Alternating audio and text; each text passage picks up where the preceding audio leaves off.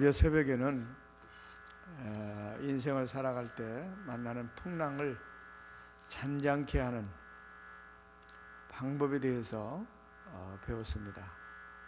바로 그것은 예수님을 깨워야 우리 가정에 또 우리의 삶에 우리 자녀들에게 찾아오는 인생의 풍랑을 잔잔케 할 수 있다.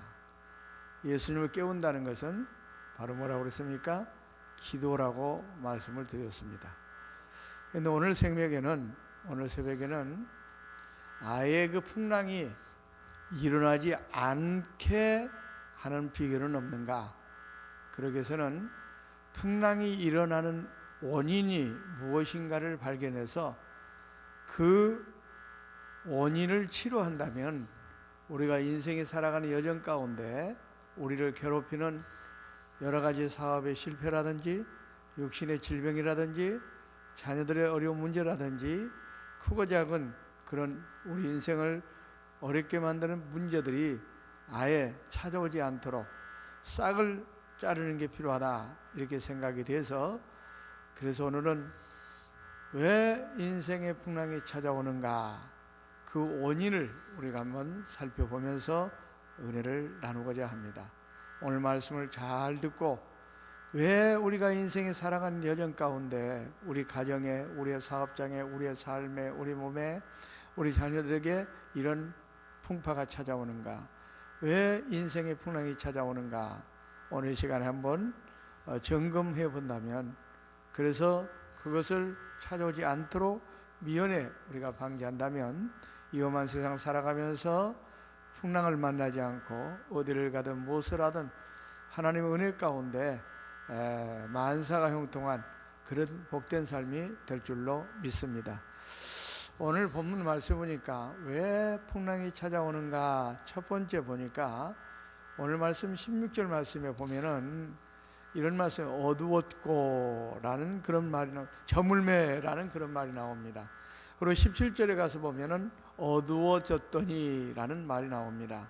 이것은 뭘 말하느냐, 이미 우리가 영적으로 어두워지고 영적으로 침체되고 영적으로 병들고 영적으로 시들고 영적으로 죽어가는 상태를 말합니다. 그러니까 오늘 바로 이 풍랑이 만나게 된 첫 번째 원인은 저물었고 어두웠다는 것은 우리가 인생을 살아갈 때 영적으로 병들고 영적으로 시들고 영적으로 죽어가는 상태에 놓일 때 바로 인생의 풍랑이 찾아온다 하는 것을 우리가 여기서 발견할 수가 있습니다. 그렇습니다. 우리가 잘 아는 대로 엘리는 제사장이었습니다. 그런데 보십시오, 그 제사장임에도 불구하고 그 영적으로 어두워지다 보니까 어린 사무엘은 하나님의 음성을 듣는데도 불구하고 제사장이 돼가지고 하나님의 음성을 듣지는 못한 겁니다. 그 얼마나 영적으로 침체가 되어 있고 얼마나 영적으로 병들었고 얼마나 영적으로 시들어 있었으면은 어린 소년도 듣는 세미한 하나님의 음성을 듣지 못했겠습니까? 그런데 보세요, 그렇게 영적으로 병들고 영적으로 어두워져 있다 보니까 그 아들들 홈리와 비냐스, 엄청난 하나님 앞에 범죄함에도 불구하고 그것을 갖다가 범죄를 범죄로 알아보지도 못하는, 그러다 보니까 그 아들들이 엄청난 탈선의 길을 걷게 됩니다. 다시 말하면 인생의 풍랑을 만나게 된 겁니다. 그래가지고 결국은 어떻게 됐습니까? 말로가 얼마나 비참해졌는지 모릅니다. 그 홈리와 비냐스가 전쟁터에 나가가지고 그 죽었다는 비보를 듣고 의자에 앉아있다가 목이 부러져 죽는 비참한 말로를 구하고 말았습니다. 그러니까 제사장이었음에도 불구하고, 제사장이라고 한다면 성직자로서 영적으로 늘 충만했어야 됩니다.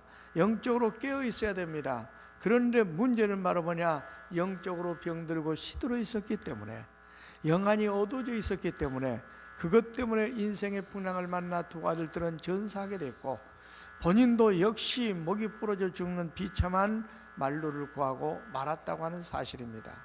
한마디로 말해서 인생에 감당할 수 없는 엄청난 풍랑이 그 가정에 몰아치게 된 겁니다. 그 원인이 뭐냐요?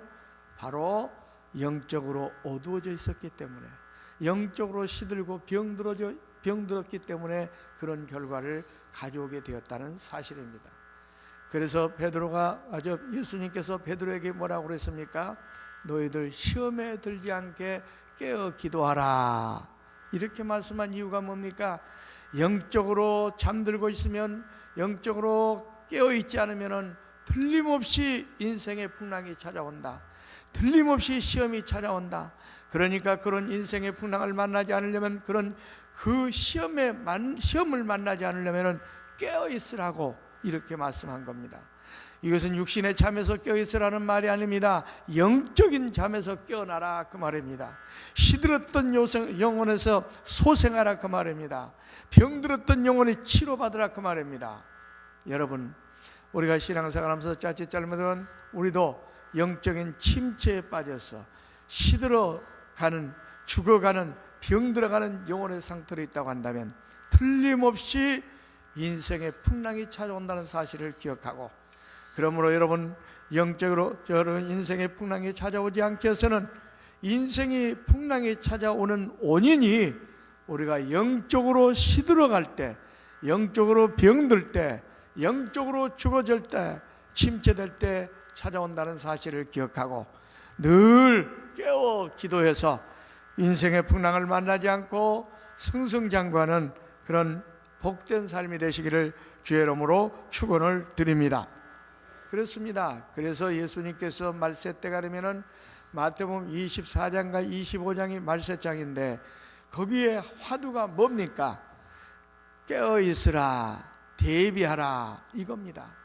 그래서 어리석은 다섯 처녀 비유를 들면서 깨어있지 않고 영적으로 병들고 시들어있던 어리석은 다섯 처녀들은 어떡합니까? 들림을 받지 못하고 버림받는 비참한 상황을 예를 들어가면서까지 설명하신 겁니다. 그렇습니다. 지금 이 시대가 말세의 때라고 생각합니다. 그렇기 때문에 우리는 영적으로 깨어 있어야 됩니다. 그리고 영적으로 깨어 있게 해서는 어떻게 되겠습니까? 늘 시험에 들지 않게 깨어 기도하라 그랬습니다. 기도할 때 우리 잠자는 영혼이 소생하게 됩니다. 기도할 때 그 깊은 영적인 수렁에 빠져있던 영혼이 살아나게 됩니다. 그러므로 새벽마다 나와 기도하는 성도가 되시기를 바랍니다. 금요일마다 모여 기도하는 성도가 되시기를 바랍니다. 때를 얻든지 못 얻든지 열심히 기도하시기 바랍니다. 그러면은 우리 잠자는 영혼, 시들은 영혼을 바로 소생케 해주시고, 그래서 영혼이 깨어있을 때 절대로 인생의 그 환난과 역경과 인생의 풍랑은 찾아오지 않을 줄로 믿습니다. 두 번째로 보니까 언제 인생의 풍랑이 찾아오는가? 오늘 말씀 17절 하반절에 보면은 이런 말씀이 나옵니다. 예수님께서 아직 오시지 아니하셨더니, 그렇게 말씀하고 있어요. 그러니까 예수님께서 오시지 않으니까 예수님과 거리가 지금 멀어진 겁니다. 이게 바로 인생의 풍랑을 만나는 원인이 된 겁니다. 베드로도 보세요. 예수님의 제자가 돼가지고 예수님께서 고난을 당하는 그 과정 속에 예수님을 멀찍이 따라졌어요. 이 말은 뭐냐? 예수님과 멀어진 겁니다. 멀찍이 따라갔다고 했습니다. 그러다 보니까 결국은 나는 그를 알지 못한다, 이렇게 부인까지 하는 인생의 무조건 끔찍한 풍랑을 그가 만나게 되었습니다. 여러분, 그렇습니다. 성경의 내용을 보면은요, 어느 시대든지 보니까 하나님을 멀리하고 교회를 멀리하고 신앙을 멀리하면 틀림없이 인생의 풍랑을 만난다는 사실을 여러 곳에서 우리는 찾아볼 수가 있습니다. 아니, 어떤 면을 볼 때는 바로 하나님을 떠났기 때문에 인생에게 저주가 찾아오게 됐고, 인생의 풍랑을 만나 바로 인생이 멸망을 당하는 자리까지 가게 된 겁니다. 아담이 하나님을 떠남으로 말미암아 온 인류가 인생의 풍랑을 만나 저주를 만나 바로 지옥에 떨어지는 인생이 되어버리고 만 겁니다. 그렇지 않습니까? 탕자를 보십시오. 탕자가 아버지의 품을 떠나면 잘 될 줄 알았습니다. 자기 마음대로 사업하고 그러면 거기에 행복이 있을 줄 알았습니다. 거기에 성공이 있을 줄 알았습니다.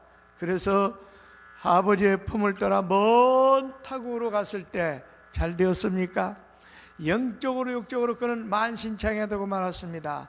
인생의 풍랑을 만나 먹을 것도 다 떨어지고 완전히 거지 신세가 되고 말았습니다.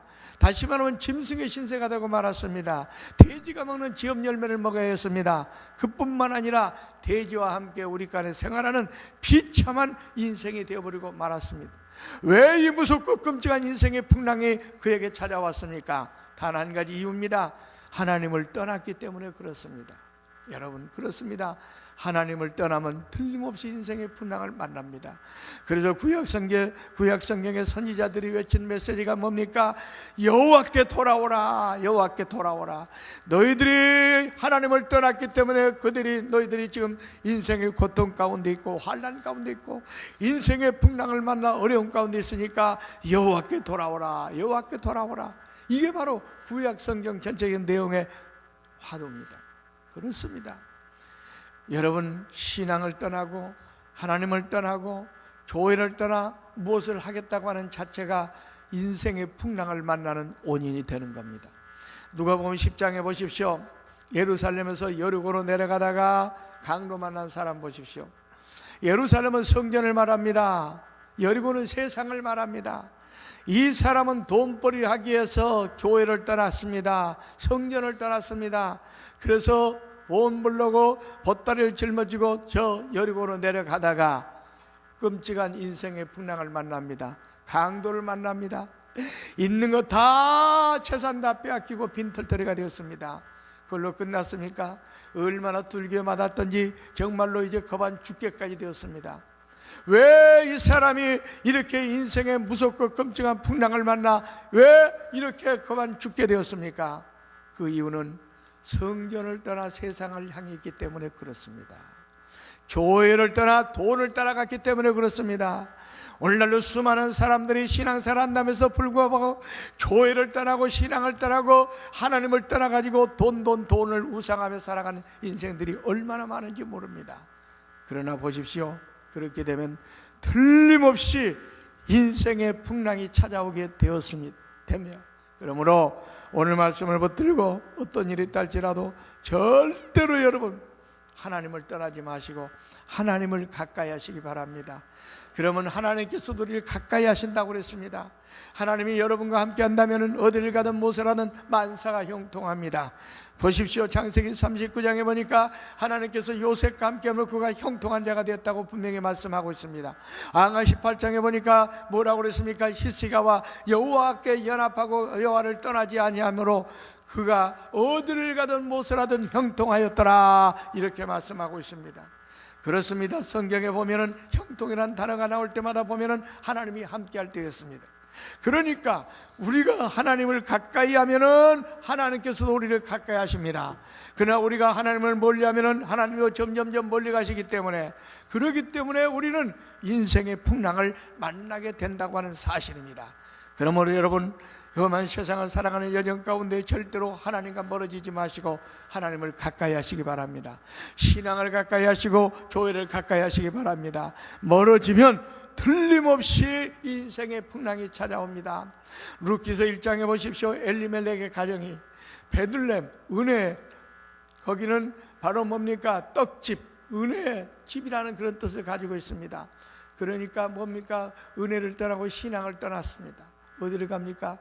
그 땅에 흉년이 드니까, 가뭄이 찾아오니까 돈 벌겠다고 저 이방 나라 모압 땅으로 보따리를 싸가지고 이사를 갑니다. 이것은 하나님을 따라간 게 아닙니다. 신앙을 따라간 게 아닙니다. 돈을 따라간 겁니다. 하나님을 버리고 성전을 등지고 세상을 향한 겁니다. 보십시오. 어떻게 됐습니까? 가가지고 완전히 가정이 폐가 망신을 당합니다. 그 나오미의 남편 엘리멜렉이 죽었습니다. 그리고 그 두 아들 기론과 말론도 그곳에 가서 결혼까지 했는데 다 죽고 말았습니다. 한마디로 말해서 그 가정에는 세 과부만 남는 아주 비참한 가정이 되어버리고 말았습니다. 그런데 보세요. 왜 그렇게 됐는지 아십니까? 나중에 나오미가 고향으로 돌아올 때 고백한 내용이 그렇습니다. 그 나오미가 아니냐. 그러니까 나를 나오미라 부르지 말고 말하라 하라. 이 말은 바로 뭐냐, 하나님께서 나를 징계하였다, 그런 뜻을 가지고 있습니다. 그러니까 우리가 나갈 때는 풍족하게 나가지만은 돌아올 때는 지어 비어 돌아오게 되었노라. 나를 나오미라 하지 말고 나를 말하라. 이 말은 하나님께서 징계하셔서 나갈 때만 해도 우리가 풍족하게 나갔는데 이제 완전히 빈털터리가 되어서 이렇게 저주를 받아 돌아오게 되었다, 이런 고백을 했습니다. 여러분, 왜 그러면 엘리멜렉 가정, 나오미의 가정이 그와 같이 패가망신을 하겠습니까? 이유는 단 한 가지입니다. 교회를 떠난 겁니다. 신앙을 떠난 겁니다. 하나님을 떠난 겁니다. 돈을 쫓아간 겁니다. 물질을 쫓아간 겁니다. 그러다 보니까 결국은 잘 될 줄 알았는데, 가뭄을 피하고 흉년을 피하고 그곳에 가면 부자가 될 줄 알았는데 결국은 어떻게 됐습니까?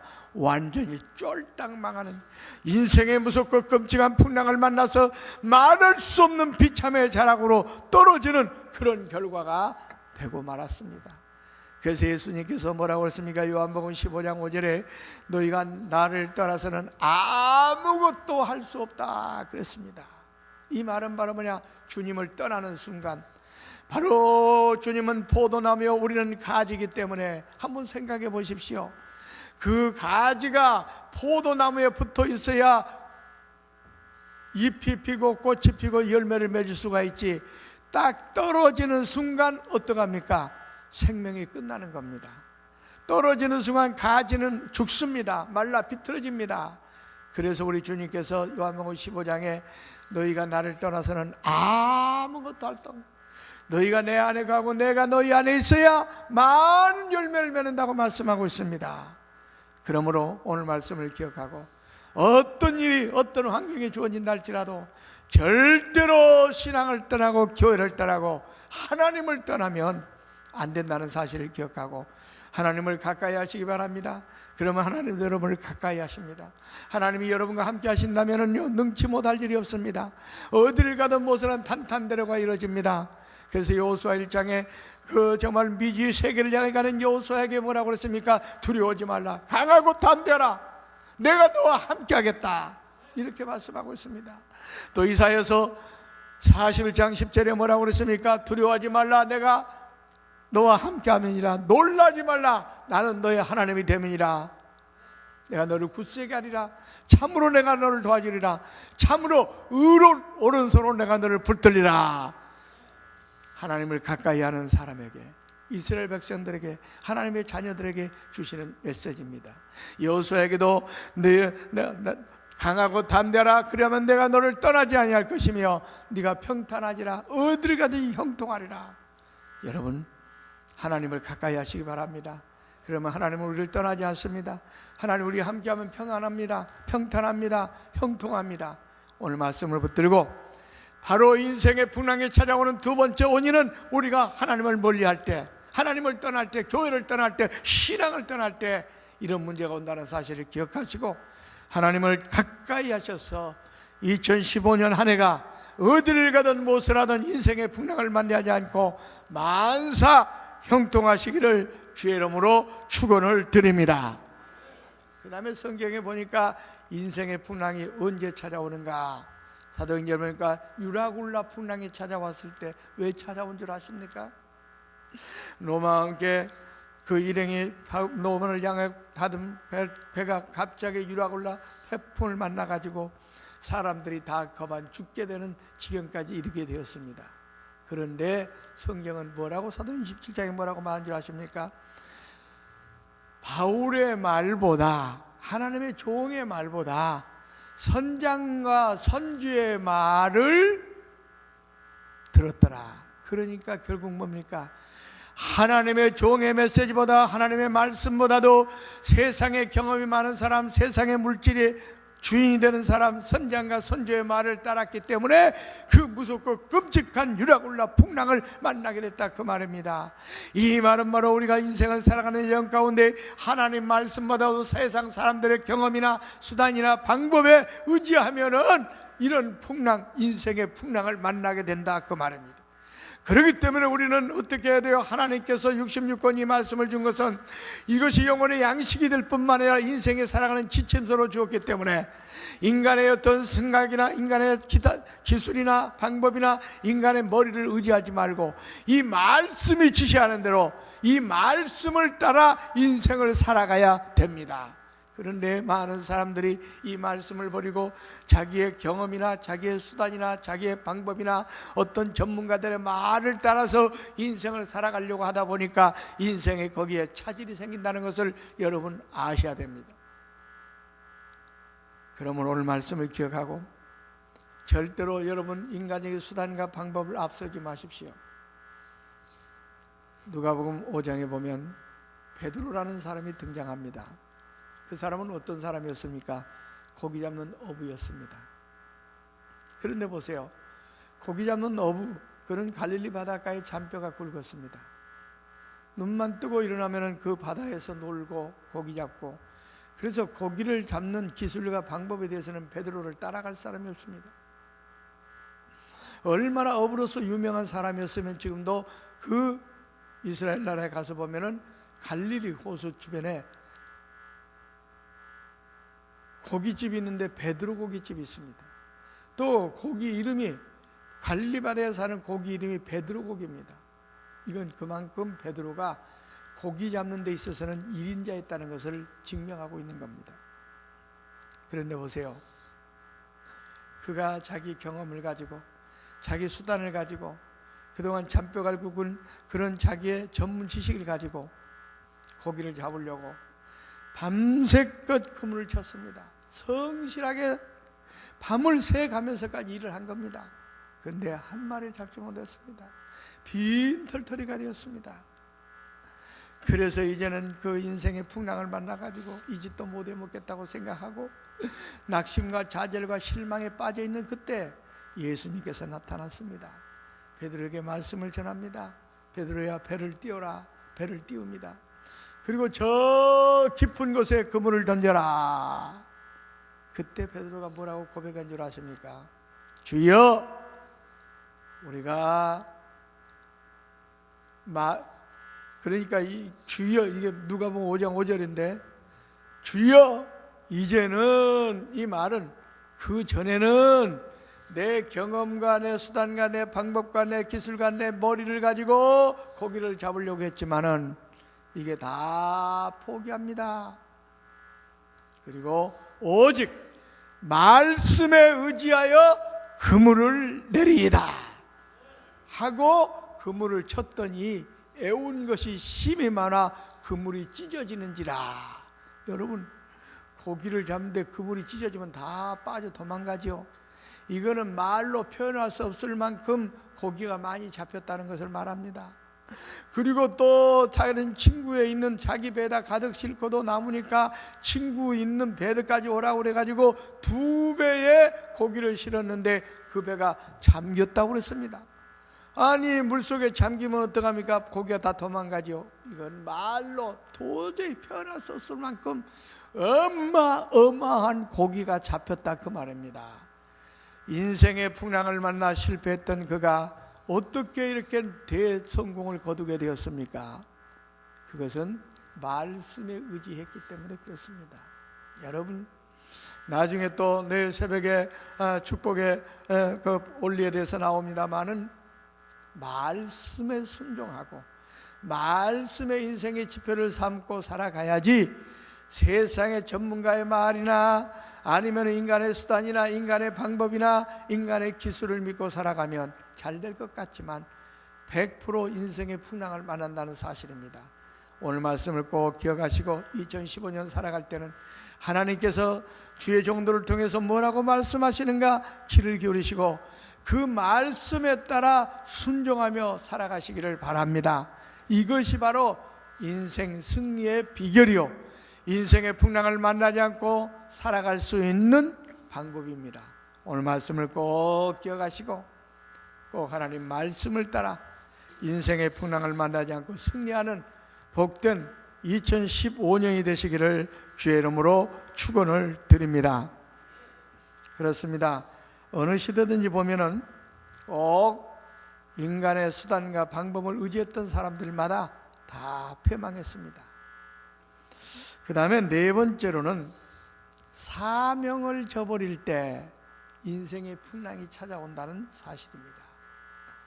대표적인 예로 요나가 그렇습니다. 하나님께서 왜 요나를 불러가지고 선지자로 세웠습니까? 저 니느웨 백성들을 구원하기 위해서 그런 겁니다. 왜 하나님께서 나와 여러분을 뽑아가지고 집사로, 장로로, 목사로 세웠습니까? 죽어가는 영혼들을 구원하라고 그런 겁니다. 그런데 그 사명을 망각하면 큰일 납니다. 요나가 하나님의 음성이 들렸습니다. 요나야, 저 니느웨 백성들에 가서 복음을 전하라고 그랬습니다. 그런데 요나는 하나님의 낯을 피했습니다. 자기가 분명히 하나님께 선지자로 부름을 받은 것은 바로 죽어가는 백성들에게 복음을 전하여 그들을 설리라고 하나님께서 선지자를 세워줬는데 자기가 하는 일이 무엇인지도 모르고 그 사명을 망각한 겁니다. 그리고 하나님의 명령을 어기고 다시스로 도망을 갔습니다. 사명을 망각한 겁니다. 그러니까 어떻게 됐습니까? 말할 수 없는 인생의 풍랑 만나지 않습니까? 인생으로서는 도저히 감당할 수 없는 풍랑을 만나가지고 그 배에 탔던 사람들까지도 그 풍랑을 만나 견딜 수 없어가지고 보따리, 돈 보따리 다 물속에 던집니다. 심지어는 어떻게 됐어요? 자기까지도 물속에 던짐을 당하여 고기 뱃속에 들어가서 고기 밥이 되어버리고 맙니다. 왜 요나가 이렇게 무섭고 끔찍한 인생의 풍랑을 만났습니까? 지혜가 부족해서요? 아닙니다. 배경이 없어서요? 아니에요. 사명을 망각한 것 때문에 그런 겁니다. 어느 시대든지 보면은요, 자기에게 주신 맡겨진 사명을 망각하고 살아가는 사람들은요, 하나님 앞에 무섭고 끔찍한 저주의 풍랑을 만났습니다. 마태복음 25장에 나오는 한 달란트 받은 자를 여러분 기억하십니까? 왜 하나님께서 그에게 달란트를 줬습니까? 그 재능을 가지고, 달란트를 가지고 열심히 일하라고 준 거예요. 일하라고. 그런데 이 친구는 땅속에 묻어놨습니다. 하나님께 주신 달란트를, 하나님께 주신 재능을, 하나님께 주신 직분을 땅속에 딱 묻어놓은 겁니다. 나중에 와가지고 결산할 때 5달란트 받은 자는 열심히 일해서 5달란트를 남겨, 착하고 충성된 용아, 네가 적은 일에 충성하였으니 내가 더 많은 것으로 내게 주겠노라. 1달란트 받은 자까지 빼앗아 가지고 5달란트 받은 자에게 주었습니다. 자기에게 맡겨진 사명을 이렇게 잘 감당하는 사람에게는 하나님께서 엄청난 축복으로 인도하셨습니다. 그런데 1달란트 받은 자는 땅속에 묻어놓고 그 사명을 망각하고 일하지 않은 것 때문에 이 악하고 게으른 종아, 있는 건 내놔라. 그리고 이 자를 결박하여 저 어두운 데 너 쫓아라. 슬피 울며 이를 갈미 있으리라. 여러분, 어두운 데가 어디입니까? 지옥입니다. 지옥. 그것이 얼마나 고통스러우면 이를 부득부득 슬퍼하며 갈겠습니까? 아니, 이 1달러 받은 자가 왜 이처럼 그런 뜨거운 지옥불 속에 떨어져서 그 고통을 당하는 신세가 됩니까? 자기의 사명을 망각하고 받은 달란트를 땅속에 묻어놨기 때문에 그렇습니다. 하나님께서 여러분에게 왜 집사라는 직분 주신 줄 아십니까? 왜 교사라는 직분 주신 줄 아십니까? 왜 여러분들에게 성직을 주신 줄 아십니까?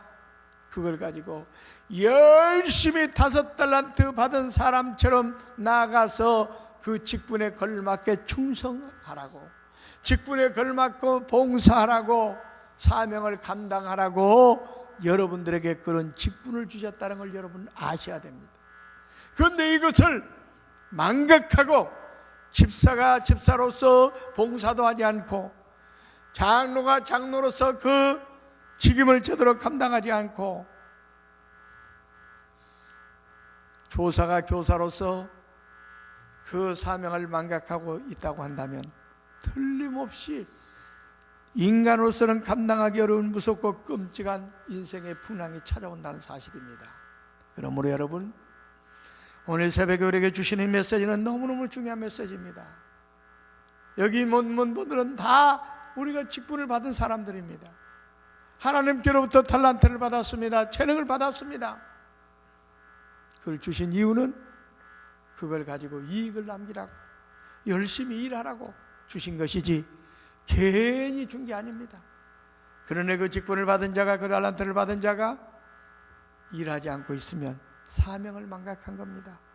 그러면 인생의 풍랑이 틀림없이 찾아옵니다. 여러분 사업장에 찾아올 수도 있고, 여러분 몸의 건강에 찾아올 수도 있고, 여러분 자녀들에게 찾아올 수도 있고, 여러분 가정에 찾아올 수도 있고, 인생에 살아가는데 무섭고 끔찍한 풍랑이 찾아올 수 있다는 사실을 기억하시고, 여러분의 맡겨진 사명 잘 감당하셔서 착하고 충성된 용아, 네가 적은 일에 충성하였으니 내가 더 많은 것으로 내게 주겠노라 칭찬받는 종들이 다 되시기를 주의 이름으로 축원을 드립니다. 마지막으로 인생의 풍랑을 만난 사람들이 어떤 사람들인가 봤더니 교만하면 인생의 풍랑을 만납니다. 그렇습니다. 교만은 패망의 선봉이라고 그랬습니다. 넘어짐의 앞잡이라고 그랬습니다. 여러분, 하나님께서는 겸손한 자에게는 은혜를 주시지만, 은혜가 뭡니까? 하나님께서 값없이 우리에게 주시는 사랑을 말합니다. 그러니까 은혜 가운데는 축복도 포함됩니다. 그러니까 하나님께서는 겸손한 자에게 축복도 주시고 승리도 주시고 은혜도 주십니다.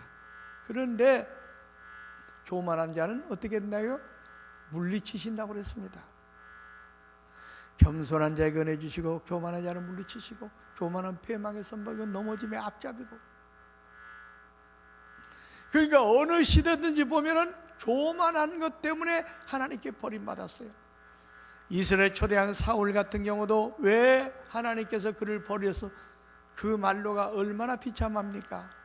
차라리 왕이 되지 않았으면 좋을 뻔했습니다.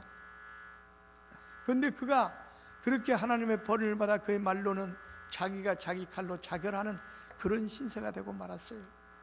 왜 그런 줄 아십니까? 교만 때문에 그렇습니다. 어떤 교만입니까? 정말 하나님께서 은혜 주셔가지고 능력 주셔가지고 정말 그 나라가 승승장구하다 보니까 자기가 똑똑하고 잘해서 그런 줄 알고, 전쟁터에 나가서 승리하고 돌아오면서도 하나님께서 도와줘서 승리했다고 하나님께 영광을 돌려야 되는데 자기를 위해서 비석을 내세웁니다. 자기가 이 전쟁터에서 잘 싸워서 그런 걸로 착각을 해가지고 얼마나 교만했습니까? 그러니까 하나님께서도 사무엘 선지자를 통해서 왕께서 하나님 말씀을 버리고 교만했기 때문에 하나님께 당신을 버리셨습니다. 버림받은 이유가 바로 거기에 있는 겁니다. 인생의 풍랑을 만난 이유가 바로 거기에 있었습니다. 뭐 때문에요? 교만 때문에. 히스기야 왕도 마찬가지입니다. 그가 죽을 병에 걸리고 나중에 아수르 군대가 쳐들어와 가지고 그를 괴롭힘을 당하고, 그 이유가 뭐냐? 처음에는 하나님을 떠나냐고 하나님과 연합하였습니다. 그랬더니 하나님께서 함께 했습니다. 그래서 형통했습니다. 그런데 그 교만병이 들어가지고 자기의 모든 창고에 막 나는 이렇게 많은 것을 쌓아놨다고 오히려 이국 나라 사람들에게 자랑을 하고, 자기가 똑똑하고 자기가 잘난 것처럼 교만에 빠지니까 하나님께서 그에게 죽을 병도 주고, 나중에 어떻게 합니까? 말할 수 없는 어려움을 겪게 만듭니다.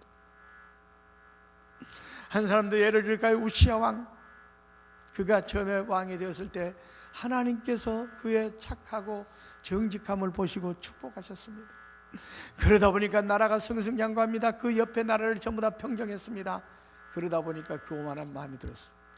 그래가지고 말이죠, 제사장만 제사를 침례할 수 있는데 자기가 하겠다는 겁니다. 그러니까 80명의 건장한 그냥 제사장들이 절대로 왕이시여 그러시면 안 됩니다. 막는데도 감히 누가 내 앞길을 막으면서 그냥 밀치고 들어가가지고 주의 종들이 할 수 있는 것을 갖다가 자기가 제사 뭡니까? 향단에 불을 붙였습니다. 제사를 침례한 겁니다. 그때 인생의 풍랑이 찾아오지 않습니까? 문둥병이 찾아와 가지고 결국은 그런 문둥병으로 고통당하고 왕실에서 쫓겨나고 왕이 묻히는 그 묘실에도 묻히지 못하는 비참한 인생이 되어버리고 말았습니다. 그렇게 승승장구하고 잘 나가던 그에게 왜 이렇게 끔찍한 인생의 풍랑이 찾아왔습니까? 교만 때문이고, 교만 때문에. 여러분, 어느 시대든지 보면은 교만한 자를 하나님 물리치십니다. 인생의 풍랑을 만납니다. 그러므로 오늘 말씀, 나에게 주신 말씀으로 받고 어떤 일이 있다 할지라도 절대로 교만하지 마시고 겸손하시기 바랍니다. 사명을 망각하지 마시기 바랍니다. 그리고 세상의 방법을 따르지 말고 하나님 말씀을 따르시기를 바랍니다. 그리고 영적으로 늘 깨어 있으시기를 바랍니다. 그리고 하나님을 멀리하지 마시고 하나님을 가까이 하시기 바랍니다. 이것이 바로 인생의 풍랑을 만나지 않는 방법입니다. 오늘 말씀 붙들고 2015년에 어디를 가든 무엇을 하든 인생의 풍랑을 만나지 않고 승승장구하는 복된 한 해가 되시기를 주의 이름으로 축원을 드립니다.